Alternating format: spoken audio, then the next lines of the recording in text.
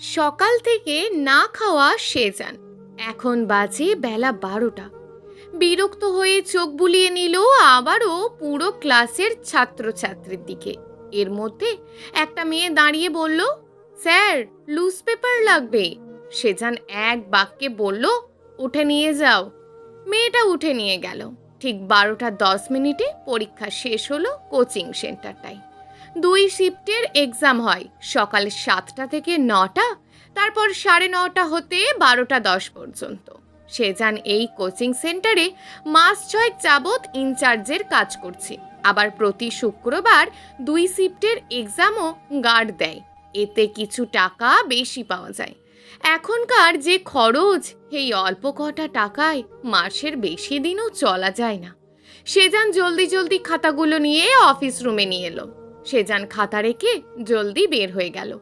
তার বাসা কোচিং হতে বেশি দূরে নয়, সে পায়ে হেঁটে আসা যাওয়া করে। বাসায় যাওয়ার আগে দোকান থেকে এক প্যাকেট বিস্কুট নিয়ে নিল। পাউরুটি চেয়েছিল কিন্তু দেখে নেই। সে একটা আধপুরান বিল্ডিংয়ের 3 তলায় উঠে কাঠের দরজাটায় জোরে জোরে টোকা দিল। মিনিট 2-1-এর মাঝে একজোড়া চুড়ি পরা হাতের মালিক দরজা খুলে দিয়ে সরে দাঁড়ালো এক পাশে। সেজান এক হাতে শার্টের বোতাম খুলতে খুলতে বিস্কুটের প্যাকেটটা খাটের এক পাশে রাখলো। 2 বেডরুম, একটা রান্নাঘর, একটা ওয়াশরুমের ছোট্ট একটা বাসা। এক রুমে 2 জনের একটা খাট, একটা RFL ওয়ার্ড্রপ, দেওয়ালে একটা আয়না লাগানো। আর এক রুমে ম্যাট্রেস বিছানো, যেটার উপরে বিশ্ববিদ্যালয়ের ভর্তির কিছু বই রাখা। এছাড়া তেমন কোনো আসবাব নেই।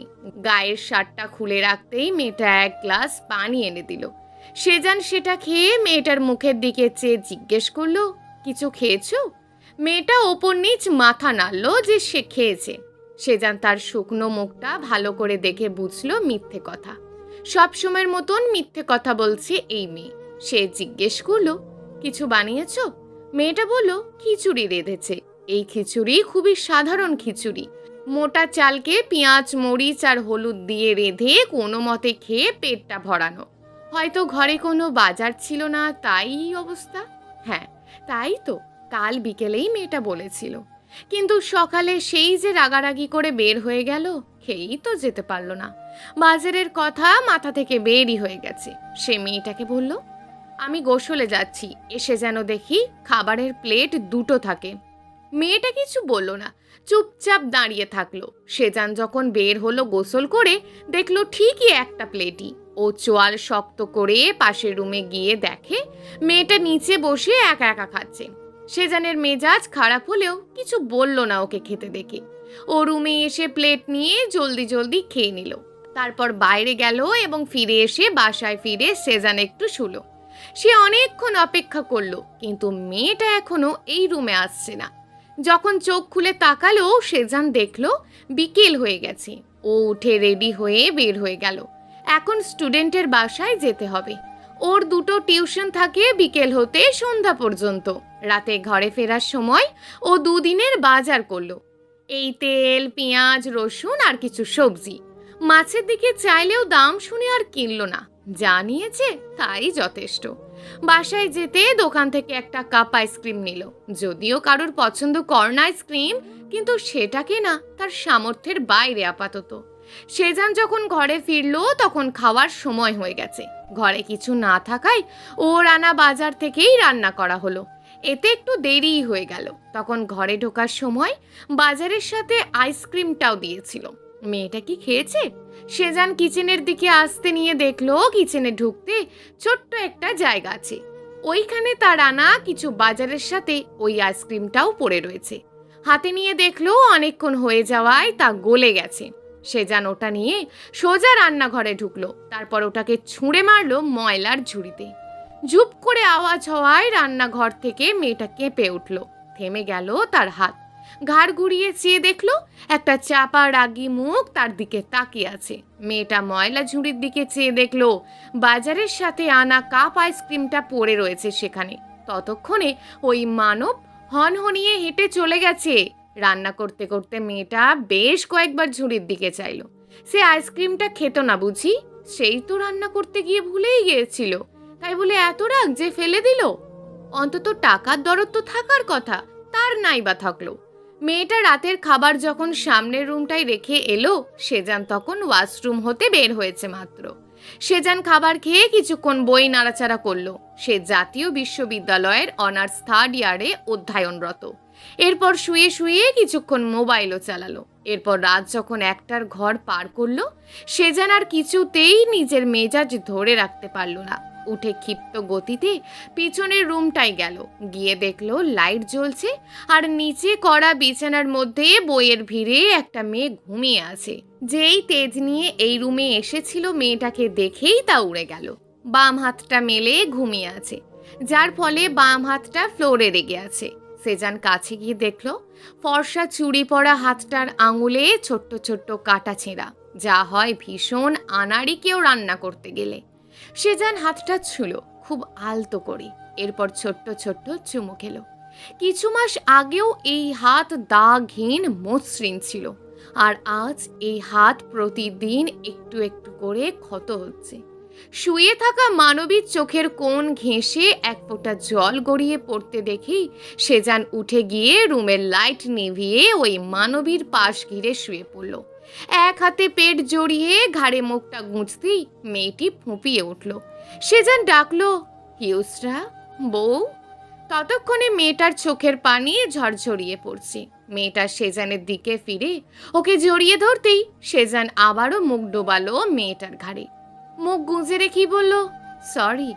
মেয়েটা তখন হু হু করে কেঁদে দিল, আর সেই ক্রন্দনরত স্বরেই বলল, তোমাকে পাওয়ার জন্য আমি সব ছেড়ে এসেছি। তুমি আমাকে ছাড়লে আমিও কিন্তু নিজেকে ছেড়ে দেব। সেজান ইউসরার মুখটা নিজের হাতের আঁচলায় নিয়ে ওর কপালে চুমু খেয়ে বলল, আই এম সো সরি ইউসরা, আর হবে না এমন, তুমি এসব কথা বলবে না। ইউসরা তখনও হিচকি তুলে কাঁদছে। সে বলল, তুমি আমাকে বকেছো, বলেছ তোমার সাথে থাকতে কষ্ট হচ্ছে দেখে এখন আমি তোমাকে ছেড়ে চলে যেতে চাই। এরপর রাগে দুঃখে সেজানকে ঠেলে সরিয়ে দিতে দিতে বলল, আমার তোমার প্রতি আকর্ষণ শেষ। এত জঘন্য কথাটা তুমি বলতে পারলে? সেজান ওকে ছাড়ল না। এক হাতে কোমর চেপে কাছে এনে হাঁপাতে হাঁপাতে সে বলল, মাফ করো প্লিজ, মাফ করো আমায়। যা বলেছি রাগের মাথায়, ওসব আমার কথা মনে রেখো না। এটা তো তুমি জানো পাখি। ইউসরা বলল, আপা শুধু আমরা ভালো আছি কিনা জানতে কল দেয়, অন্য কিছু না। আমার আপা কিছুই বলে না তোমার বিরুদ্ধে, বিশ্বাস করো। সেজান ওর কপালে কপাল ঠেকিয়ে বলল, না, কোনো আপা না অন্য কেউ, আমাদের মাঝখানে কেউ থাকবে না ইউসরা। আমরা সব ছেড়ে এসেছি, তাই না? ইউসরা খুব আস্তে করে বলল, আচ্ছা, আসবে না, বলবো না আর কথা। তারপর আরও কিছুক্ষণ সেজান বিড়বিড়িয়ে মাপ চাইল ইউসরার কাছে। রাত বাড়ার সাথে সাথে সেজান যখন ইউসরার কাছে থাকা সত্ত্বেও আরও কাছে যেতে চাইল, ইউসরা তখন একটুও বাধা দিল না তাকে। কেন দেবে? সেও তো যেতে চায় সেজানের কাছে। যতটা কাছে গেলে দুজনের শ্বাস প্রশ্বাস এক হয়, যতটা কাছে গেলে অভিমান শেষ হয়, যতটা কাছে গেলে আর কাছে যাওয়া হয় না, ঠিক ততটা কাছে। সকালে উঠে সেজান কাল আনা বিস্কুট খেয়ে জলদি জলদি কোচিংয়ে গেল। সে বের হওয়ার আগে দরজা লাগাতে এসে ঘুমে দরজা ধরে ঢুলতে থাকা ইউসরার গালে চুমু খেয়ে যেতে ভুলল না। বেলা 10টার দিকে ইউসরা ঘুম থেকে উঠল। ও একদমই সকালে উঠতে পারে না, তার জন্য প্রায় সেজান না খেয়ে কোচিং যায়। ইউসরা ওর বাবা মার দ্বিতীয় সন্তান। এত আদরে বড় হয়েছে সে যে সাংসারিক কোনো কাজই পারে না তেমন। মাস 6 আগে সে সেজানের হাত ধরে বাবা মাকে ছেড়ে চলে এসেছিল। তখন কোথায় থাকবে, কোথায় খাবে, এসব কিছুই মাথায় আসেনি। মনে হয়েছে শুধু ভালোবাসার মানুষটাকে পেলেই হবে। বাস্তবতার কোনো যুক্তি কিছুই তখন খাটেনি। কিন্তু এখন বুঝতে পারছে, শুধু কাউকে ভালোবেসে তার সাথে থাকতে পারলেই হয় না, তাকে ভালোও রাখতে হয়। এই যে ও সকালে উঠতে পারে না, এর জন্য সেজানকে নাস্তা না করে যেতে হয়, তার জন্য ওর ভীষণ খারাপ লাগে। সেজান আসবে দুপুরে, আর দুপুরের দিকে এই 1-2 ঘন্টা থেকে পরে আবার চলে যায় কোচিংয়ে। ইউসরাও পানি আর বিস্কুট খেয়ে নিল। এরপর দুপুরের খাবার বানালো, গোসল করলো। বেলা হয়ে যাওয়ার পর যখন সেজান আসলো না, তখন ওর বাটন ফোন থেকে সেজানকে কল করলো। ঘরে স্মার্টফোন একটা, যেটা সেজানের কাছে, ওরটা বিক্রি করে ঘরে জিনিস কিনেছে। এই যুগে সে স্মার্টফোনের প্রয়োজন অনেক, তাই অন্তত একটা হলেও স্মার্টফোন রাখতে হয়। পরে এটা সেজান ওর জন্য কিনেছে। ও বাসায় একা থাকে, কখন কিসের দরকার। ইউসরা কল করতেই ওপাশ থেকে কল রিসিভ হলো। হ্যাঁ ইউসরা, বলো। কোথায় তুমি? এখনো আসছো না কেন? এই তো পাখি, একটু পরই চলে আসবো। কিছু খেয়েছো তুমি? জলদি আসো। আচ্ছা, বেশিক্ষণ লাগবে না, রাখি। এরপর সেজান আসার পর ওরা একসাথে দুপুরের খাবার খেলো। খেয়ে যখন ও সেজানের বুকের ওপর শুয়েছিল, তখন সেজান ওর মাথায় হাত বুলিয়ে দিতে দিতে আর এক হাত ওর আঙুলে গুঁজে যখন নাড়াচাড়া করতে করতে জিজ্ঞেস করলো, তোমার পড়ালেখার কি অবস্থা? পড়েছো তো? ইউসরা ঠোঁট উল্টে বলল, চলছে, কিন্তু আমি যদি পাবলিক ভার্সিটিতে না আসতে পারি? সেজান ওর গালে হাত বুলিয়ে বলল, তো কি হয়েছে, ন্যাশনালে দেবে। ইউসরা ওর বুকে মুখ ঠেকিয়ে ওর দিকে চেয়ে বলল, তুমি কতগুলো টাকা দিয়ে আমাকে কোচিং করিয়েছো, না আসলে তোমার মন খারাপ হবে না? সেজান বলল, একদম না, আমার একটুও মন খারাপ হবে না। পাবলিকে আসতে মেধার সাথে আর একটা জিনিস লাগে। কি? ভাগ্য। যদি তোমার ভাগ্য থাকে তবেই নিশ্চয়ই পাবে। আর তুমি মনোযোগ দিয়ে পড়ো, আর 1.5 মাস বাকি পরীক্ষা হতে। তারপর ইউসরা চুপ করে রইল। ওর শুকনো মুখখানা দেখে সেজান ওর গাল ছুঁয়ে বলল, মন খারাপ? ইউসরা দুপাশে মাথা নেড়ে বলল, না। সেজান বলল, চলো সামনের ফ্রাইডেতে দুজনে কোথাও ঘুরে আসি, তোমার এক্সামের আগে মাইন্ড ফ্রেশও হবে। ইউসরা বলল, কোথায় যাবে? সেজান ওর নাক টিপে দিয়ে বলল, তুমি বলো কোথাও যেতে চাও। ইউসরা খুব বলতে ইচ্ছে করলো, মা বাবাকে ভীষণ মনে পড়ছে, চলো ওদের দেখে আসি একটু। কিন্তু মুখে এসব বলল না সে। সেজানের বুকে মুখটা লুকিয়ে বলল, কোথাও যেতে চায় না। সেজান আরও অনেক কথা বলে গেল তার মন ভালো করার জন্য, কিন্তু ইউসরা যেন কিছু শুনলই না। সে ভাবতে লাগলো সেই শুরুর থেকে, প্রায় 1.5 বছর আগের কথা। ইউসরা তখন ইন্টার প্রথম বর্ষে। দেখতে সুন্দর হওয়ায় সহজেই সবার নজরে চলে আসতো সে। তবে তার মধ্যে কখনো তার সৌন্দর্যের অহংকার ছিল না। তার কারণ তার মা ভীষণ কঠোর মহিলা ছিলেন কিনা। ছোট থেকে স্কুল কোচিংয়ে তিনি দিয়ে আসতেন নিয়ে আসতেন, যেন মেয়ে কোনো খারাপ কারোর সাথে মিশতে না পারে। শুধু ইউসরা নয়, তার বড় বোন ইসমার প্রতিও তার মায়ের এমন রূপই প্রযোজ্য ছিল। তাই তো বোনকে অনার্সে উঠতেই যোগ্য পাত্র দেখে পাত্রহস্ত করেন। ইউসরা কলেজে ওঠার পর তার মায়ের কঠোরতা কিছুটা কমলো, আর তা হলো সে একা যাওয়া আসা করত। তার এই সুযোগেই সেজানের সাথে তার জীবনে আগমন ঘটল।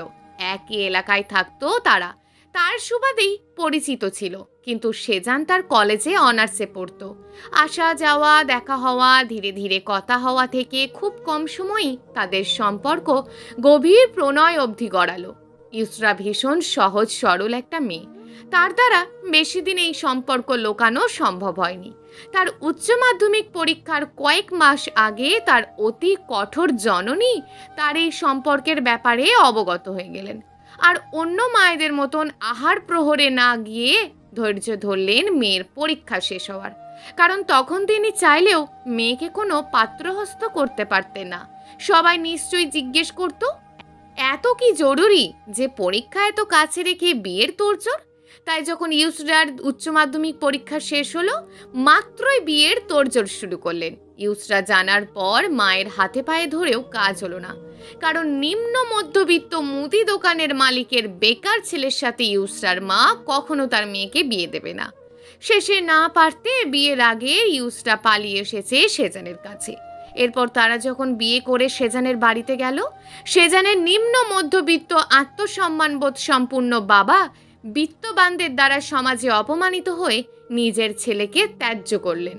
ওইদিকে ইউসরার বাবা মাও জানিয়ে দিয়েছে ইউসরা নামে তাদের ছোট মেয়েটি মারা গিয়েছে।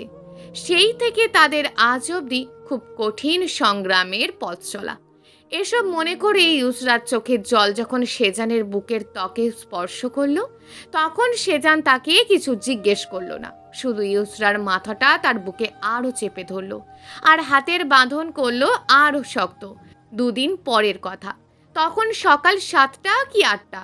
ইউসরার শরীরে বেশ গরম তাপ লাগায় যখন সে চোখ খুলে চাইল, দেখলো সেজান নামক তার রাগী স্বামীটা তার ছোট্ট বুকটায় যেন ঢুকে যেতে চাইছে, আর গরম তাপ তার দেহ থেকেই আসছে।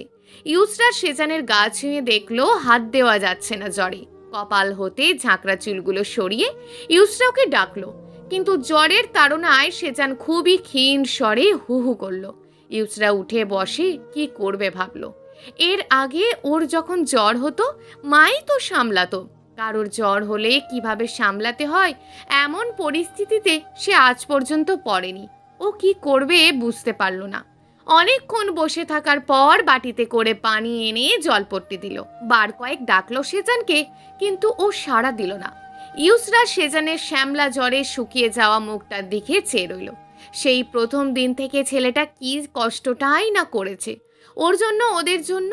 ইউসরা ঝটপট ওড়না মাথায় দিয়ে নিচে গিয়ে গলির মাথায় ফার্মেসি থেকে ওষুধ কিনে আনলো। এরপর ঘরে এসে বেশি করে ঝাল দিয়ে ডিম ভেজে সেজানকে 4টে ভাত খাওয়াতে চাইলো, কিন্তু জ্বরে খিটখিটে হওয়া সেজান খেতে চাইলো কই। ইউসরা জোর করে ঝাড়িটারি খেয়ে ওকে খাইয়ে ওষুধ খাওয়ালো।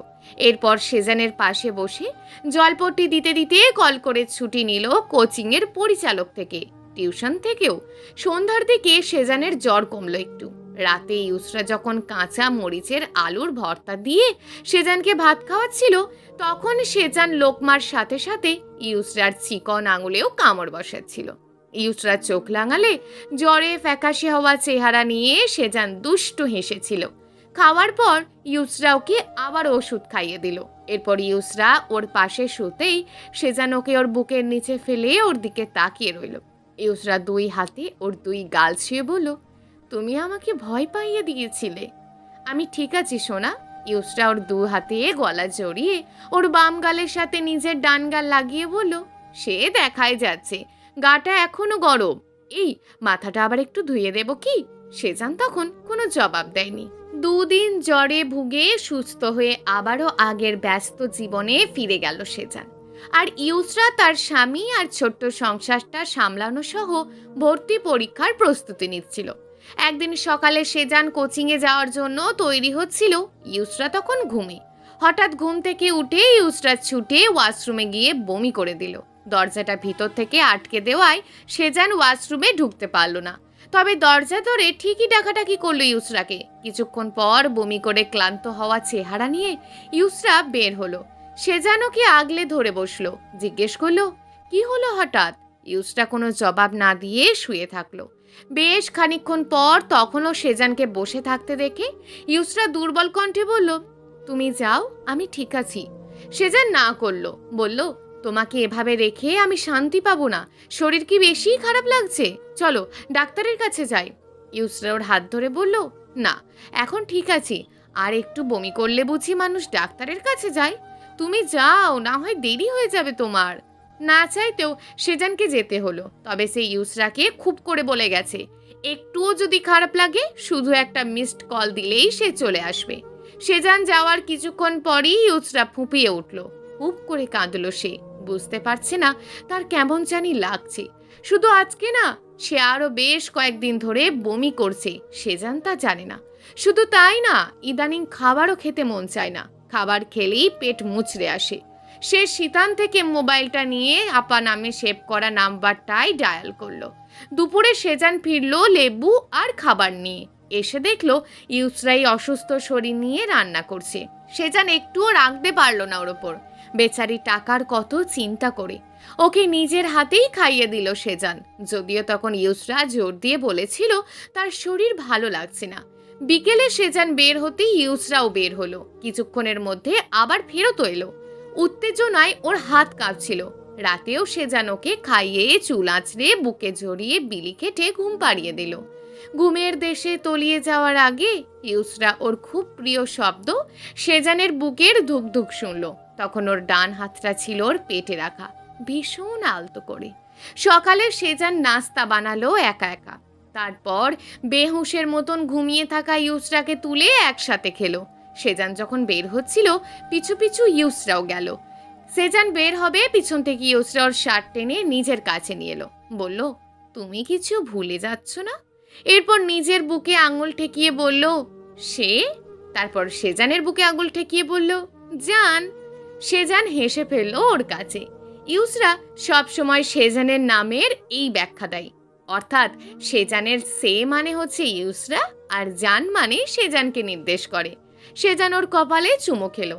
ইউসরা খিলখিলিয়ে হেসে উঠল।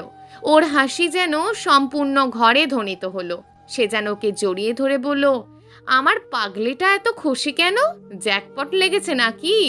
ইউসরা ওকে এক হাতে জড়িয়ে ধরে অন্য হাতে নিজের তলপেটে রেখে বলল, মনে করো তাই। আজও ইউসরা বের হলো সেজান যাওয়ার পরে, ফিরল ঘন্টা দুয়েক পরে। ভয়েই ছিল সেজান না ঘরে ফিরে যায় এর মধ্যেই। দুপুরে যখন ওরা খাচ্ছিল সেজান খেয়াল করলো ইউসরা আজ বেশি ভাত খেলো অন্য দিনের চেয়ে। সেজান জিজ্ঞেস করলো, পাখি, ঢ্যাঁড়স ভাজি কি আজ বেশি ভালো লেগেছে নাকি?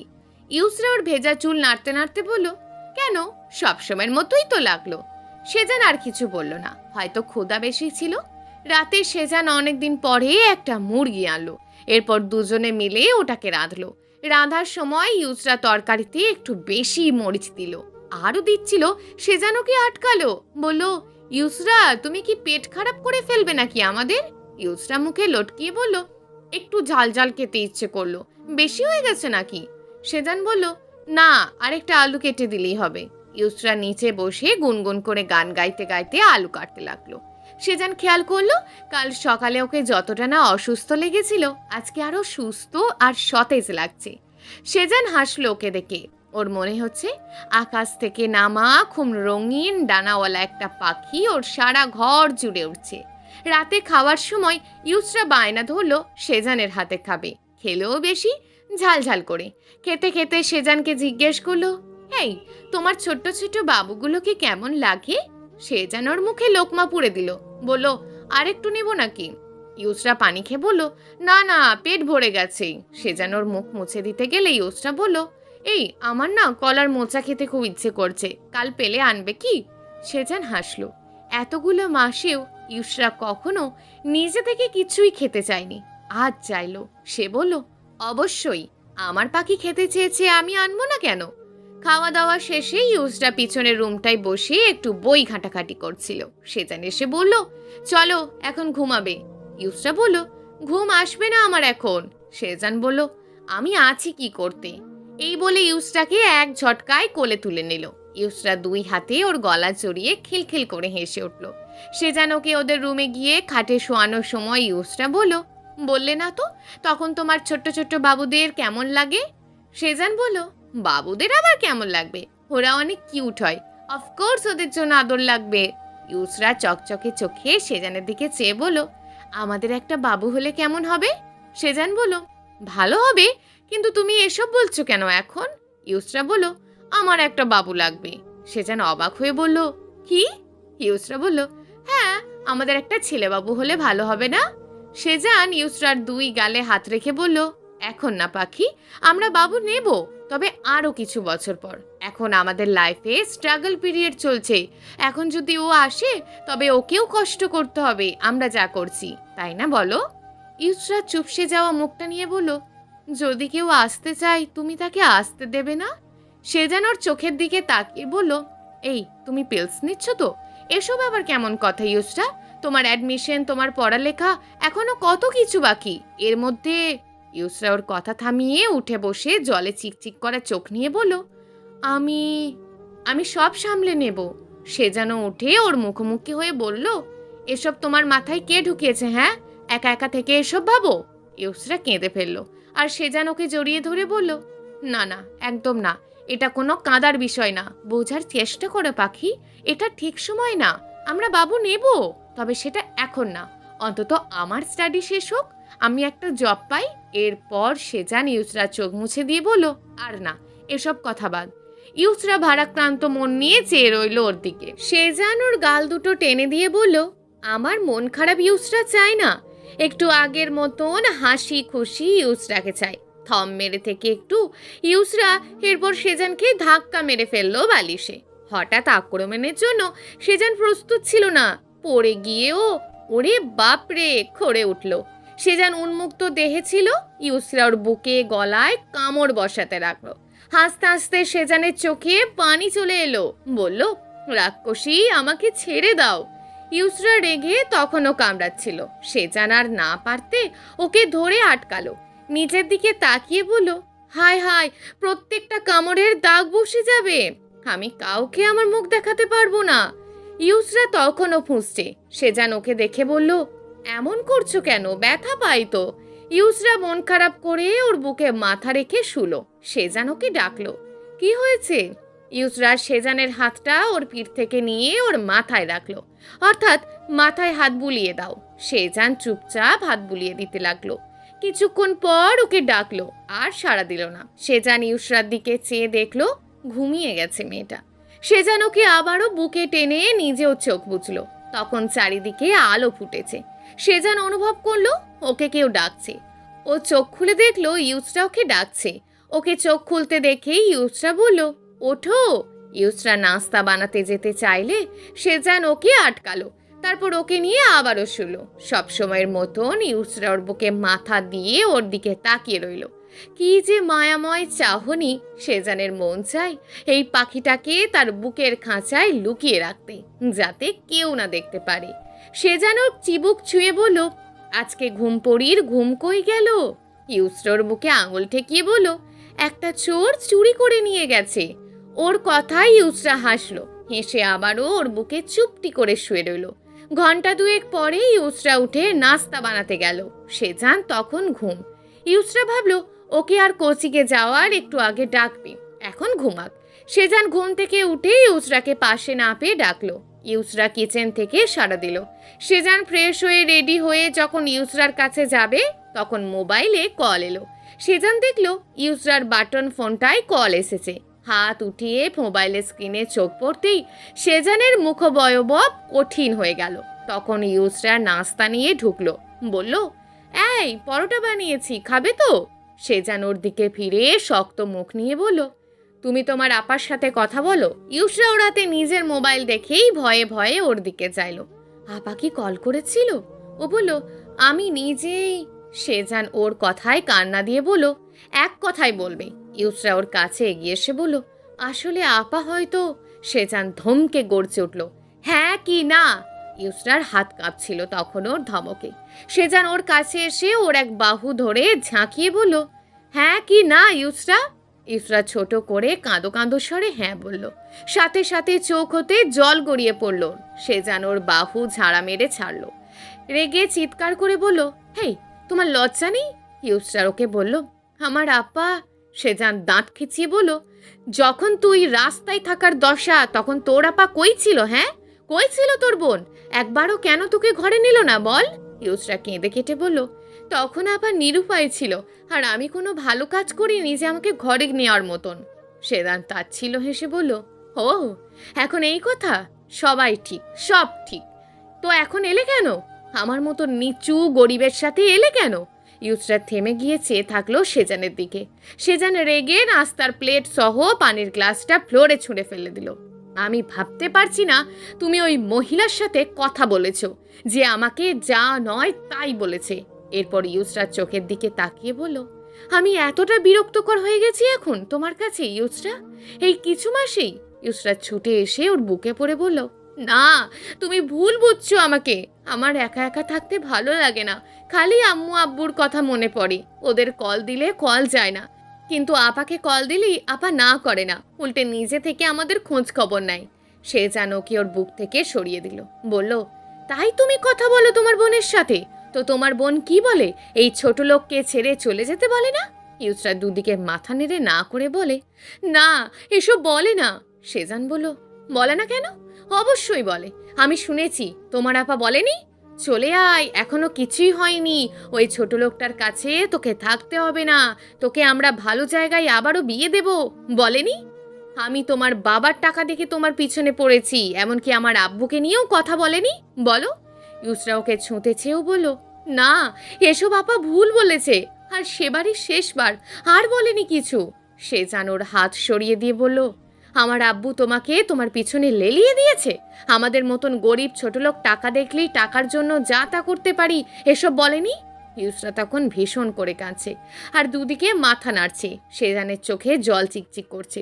সে ঢোক গিলে আবারও বলতে লাগলো, আমি তোমার জন্য আমার পরিবার ছেড়েছি ইউসরা। শুধু তাই না, নিজের সম্মানের সাথে আমার পরিবারের সম্মান সব ডুবিয়েছি।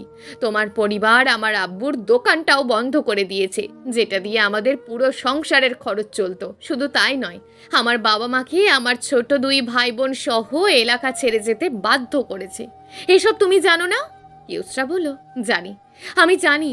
আমি কি আমার বাবা মারকে কষ্ট দিয়ে আসিনি? সেজান চিৎকার করে বলল, হ্যাঁ, তুমি শুধু ওদের ছেড়ে এসেছো, আর আমি আমার পরিবারের সুখ শান্তি সব শেষ করে এসেছি। আমার আব্বুকে আজ পর্যন্ত কেউ ছোট করতে পারেনি, কিন্তু আমি এতটা অকৃতজ্ঞ যে আমার জন্য আমার আব্বু আর কারোর সামনে মাথা উঁচু করে দাঁড়াতে পারবে না। সব তোমার জানা, সব। তাও তুমি ওই নিচু মহিলার সাথে কথা বলছো, সম্পর্ক রাখছো? ইউসরা জলে পরিপূর্ণ চোখ নিয়ে বলল, আমার আপাকে নিচু বলবে না। তোমার মা আমাকে গালিগালাজ করেনি, আমাকে অভিশাপ দেয়নি, আমার বাবা মাকে নিয়েও পর্যন্ত বলেছে, তাও আমি কিছু বলিনি। তাহলে ওই মহিলা ইউসরা ওর কথা শেষ করতে পারেনি।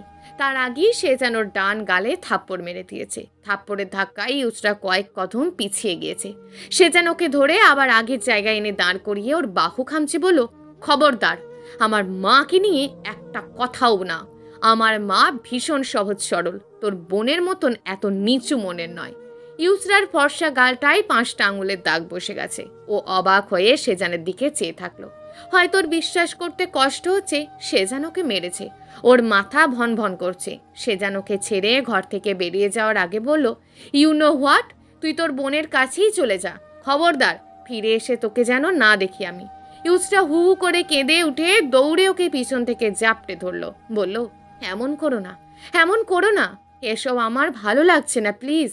সেজান ওকে নিজের থেকে ছাড়াতে চাইলো, কিন্তু পারল না। ইউসরা কিছুতেই ছাড়তে চাইছে না। সেজান বলল, ছাড়ো আমাকে। ইউসরা কাঁদতে কাঁদতে বলল, না না, ছাড়বো না। সেজান অনেক জোর করে ছাড়ালো ওকে নিজের থেকে। এরপর ওর দিকে ফিরে বলল, তুমি কেন কাঁদছো? তোমার কোনো দোষ নেই, সব দোষ আমার।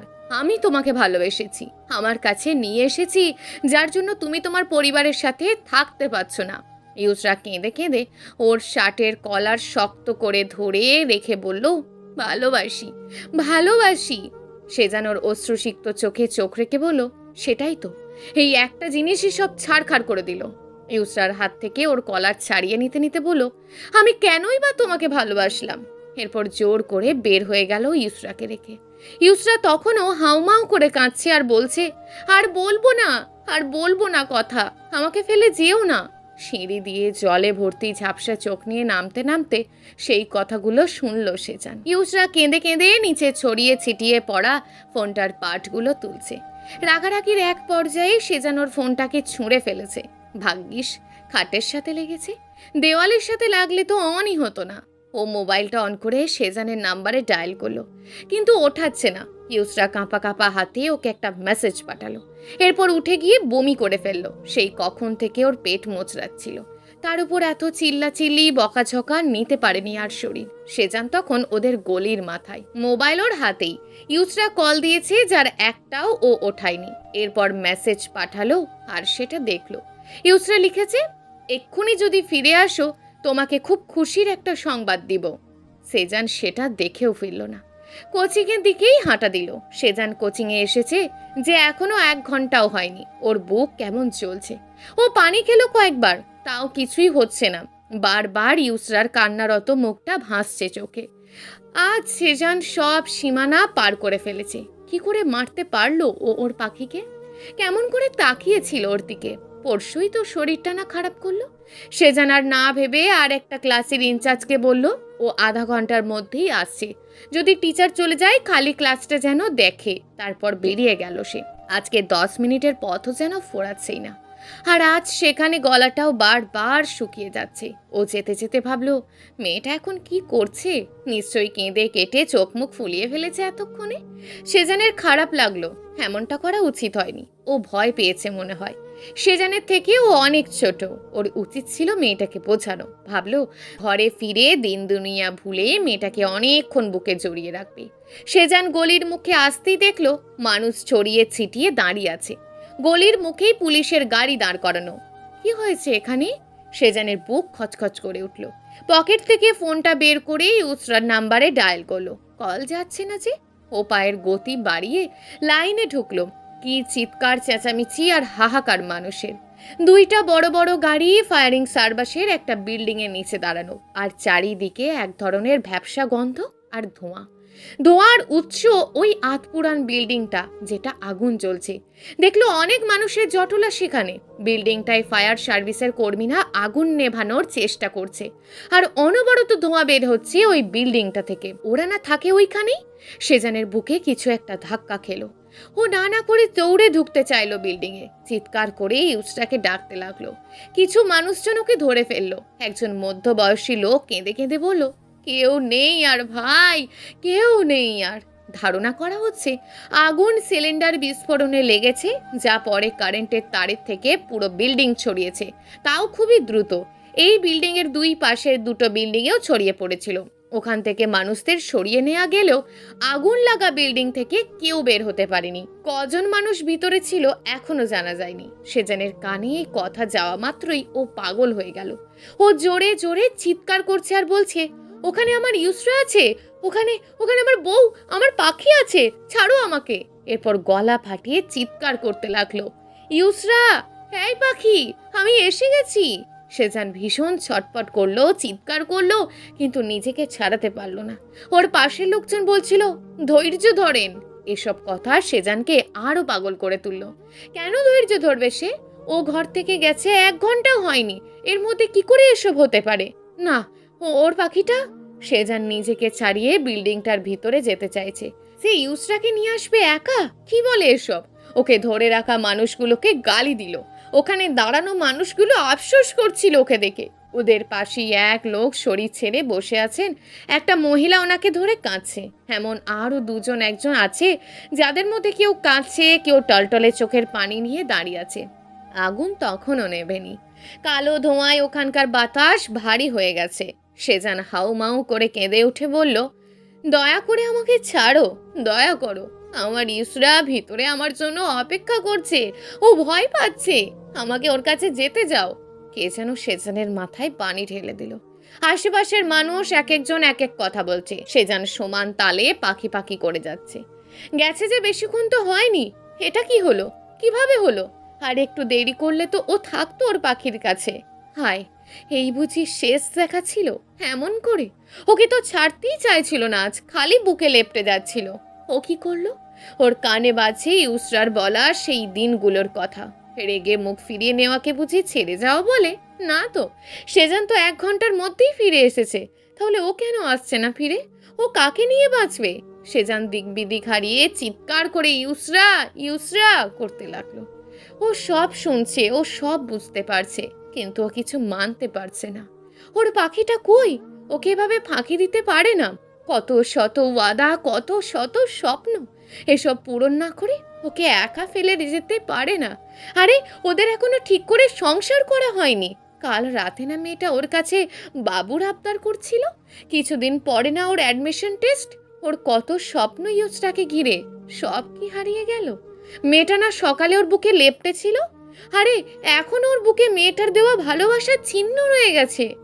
এত জলদি কি করে কেউ কাউকে ছেড়ে যেতে পারে? সেজান বীরবেড়াতে ঢলে পড়ল। ওর কানে শুশু করে একটা আওয়াজ আসছে। ও দেখলো, ওই যে ইউসরা হেঁটে হেঁটে ওর দিকেই আসছে।